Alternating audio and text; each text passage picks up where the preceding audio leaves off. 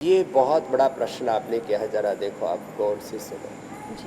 जो लोग खून खराबा करते हैं, निर्दोष प्राणियों का खून बहाते हैं, खून खाते हैं, खून पीते हैं, दूसरे जीवों का कत्ल करके अपने देह को शमशान कब्रिस्तान बनाते हैं। कितनी क्रूरता है इसमें, कितनी क्रुएल्टी है। ऐसे जीव दया के नाम पर पूरी दुनिया में आंदोलन चल रहे हैं। मनुष्य और दूसरे जीवों के अधिकारों के लिए आंदोलन चल रहे हैं, लेकिन जो लोग जीव दया की बात करते हैं वो भी कितने निर्दोष जीवों का खून करके, कत्ल करके उनको खाते हैं। तो जो दूसरों का खून बहाएगा तो उसको भी ये सोसाइटियल अटेम्प्ट ये तो आने की संभावना रहेगी।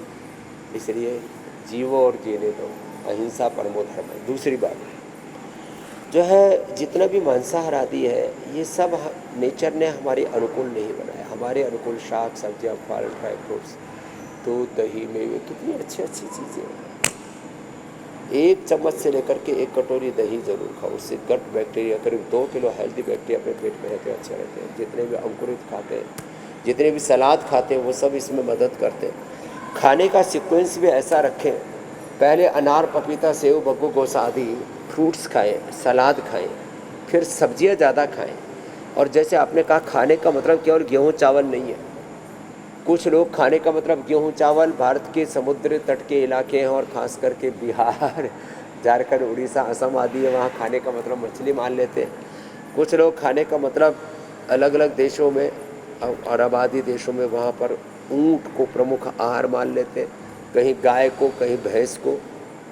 अफ्रीकन देशों में भैंस, कहीं गाय, कहीं बकरे, मुर्गे, और ये राम राम राम राम। तो ये सब ठीक नहीं।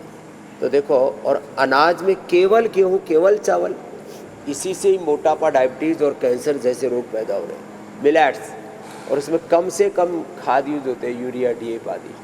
बाजरा खाओ, 99% उसमें कोई ज़्यादा हानिकारक द्रव्य प्रयोग नहीं होते। बाजरा है, रागी है, मकई है ऐसे, और फिर जवार है, ये कम खाद में या बिना खाद के बहुत अच्छे हो जाते हैं। तो इनका सेवन करें, इससे पोषण भी पूरा मिलेगा, न्यूट्रिशन की कमी भी नहीं होगी। 2 चीज़ों की कमी, एक मेल न्यूट्रिशन, ये विटामिन्स और न्यूट्रिशंस का कुपोषण, एक भावनात्मक इमोशनल कुपोषण।